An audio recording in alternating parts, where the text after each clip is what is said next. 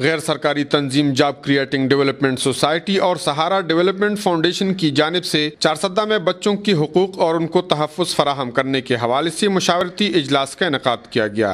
اجلاس میں تنظیموں کے سربراہان سمیت محکمہ تعلیم کے افسران، اساتذہ کرام، مختلف آرگنائزیشن کے نمائندوں اور صحافیوں نے شرکت کی۔ اجلاس سے اظہار خیال کرتے ہوئے JCDS کے پروجیکٹ کوآرڈینیٹر حمیدہ اکبر، social موبلائزر Muhammad Ishaq, research coordinator Tanveer, سہارا ڈیولپمنٹ کے پروگرام منیجر محمد رفیق اور پروجیکٹ کوآرڈینیٹر حبیب اللہ نے شرکاء کو بچوں کے حقوق اور تحفظ کے بارے تفصیلاً بریف کیا۔ انہوں نے کہا کہ سیلاب نے ضلع چارسدہ میں 800 اسکولوں کو متاثر کیے ہیں، جن میں 80,000 طلباء اور 40,000 طالبات رجسٹرڈ تھے، لیکن افسوس کہ اب یہ تعداد 44% رہ چکی ہے۔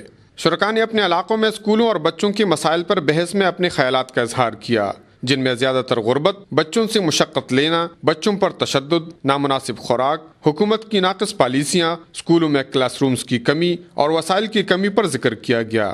اجلاس میں متفقہ طور پر فیصلہ کیا گیا کہ اسکولوں میں رجسٹریشن کے وقت درپیش مسائل پر ضلعی انتظامیہ کو آگاہ کر کے قانون بنانا چاہیے، جس میں سرکاری اور غیر سرکاری اداروں سمیت اساتذہ کو اپنا کردار ادا کرنا ہوگا۔